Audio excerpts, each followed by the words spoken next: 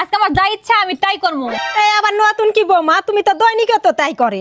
শোনো, সকালেও কিন্তু ঘুমো থেকে দেরি করে উঠবো। তাই তো তুমি প্রতিদিনই উঠিন, কোন দিন আবার সকালে উঠিন? আর শোনো, আজকে কিন্তু কোনো মেজাজ নিয়ে কথা কবিন না। মেজাজ নিয়ে কথা বলে কি বা লাভ হয়?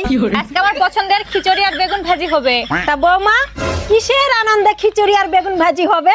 আজকে বউ দিবস তাই। এই যে পাড়ার মধ্যে যা বলিন, এটা আমার বেটার বউ, এটা আমার বেটার বউ। তাহলে কি কমু বৌমা?